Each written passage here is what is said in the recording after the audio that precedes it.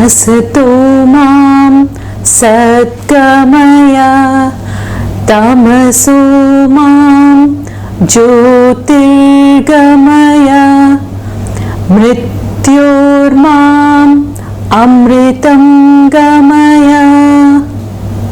Om Shanti Shanti Shanti. This simple and powerful mantra is from the Brihadandakya Upanishads, which means Asato ma sadgamaya, lead me from the untruth to the truth. Tamaso mam jyotirgamaya, lead me from darkness to light. In our scriptures, darkness is often represented to show ignorance, and the only remedy to ignorance is knowledge. Mrityor mam amritam gamayam. May I be transformed from a mere mortal being to a more liberated higher self. We derive the most important three words from this mantra: Sat, Chit, Ananda. If I may put it into simple words, it means acknowledging the ultimate truth and living in pure consciousness assure you a blissful life. With this, let's begin our second episode.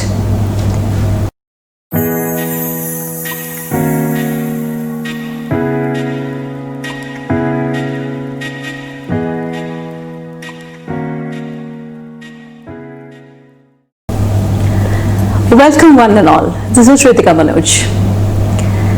So the opening quote today is, knowing yourself is more important than the world knowing you, which will summarize our previous chapter.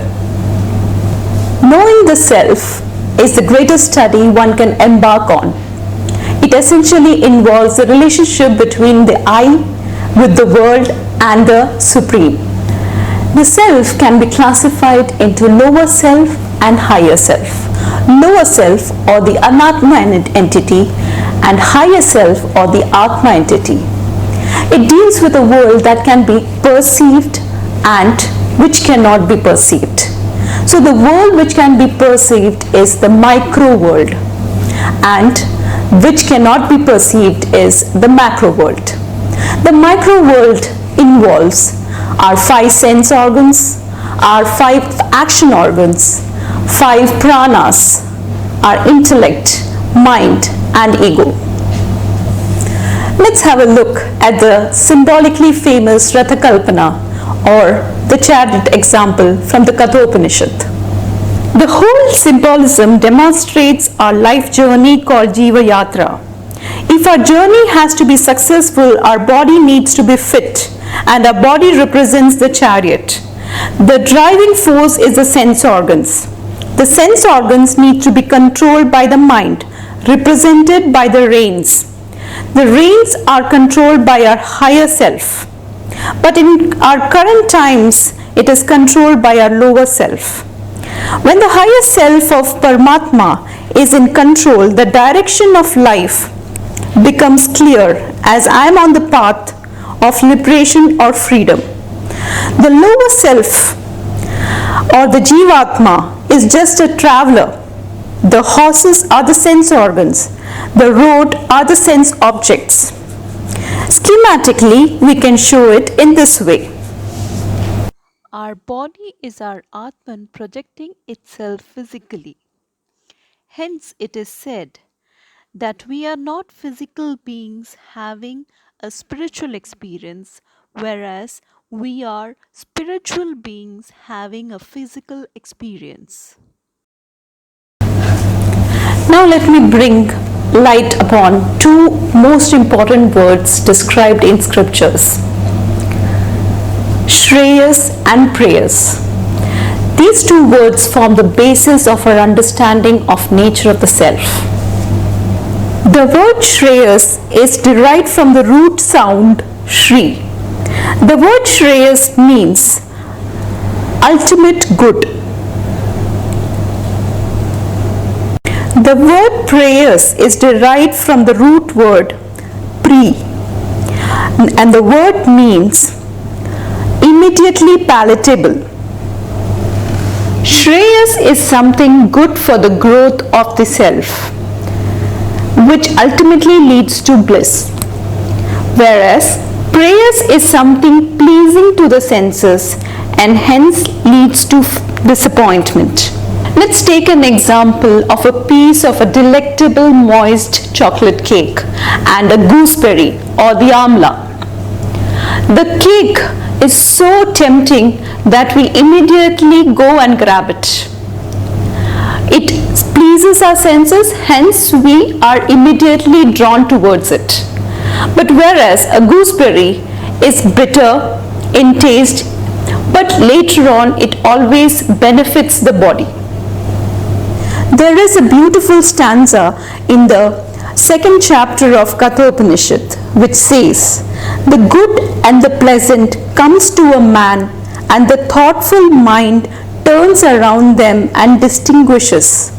The wise chooses out the good from the pleasant, but the dull chooses the pleasant rather than getting of his good and its having."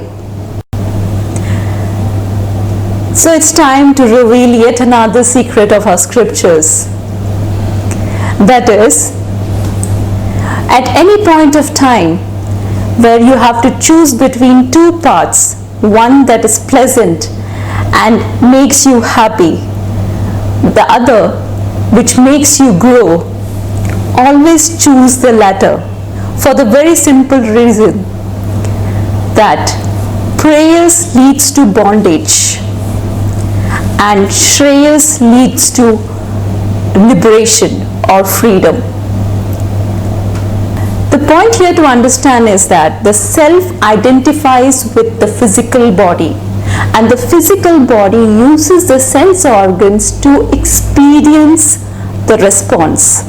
Once the response is registered in the memory, the cycle repeats whenever we see the same object. It is a very objective experience which is continuous and consistent in nature. Hence, it is very important to choose wisely. With this, we come to the end of this episode, hoping we have moved a step ahead towards clarity. Thank you and stay tuned for the next episode. There will be a Shanti mantra recited by Akshara Manoj in the end. Om Sahana Vavatu Sahanau Bhunaktu Saha Viryam Karavavahai Tejasvinavadidamastu Ma Vidvishavahai. Om Shanti Shanti Shanti.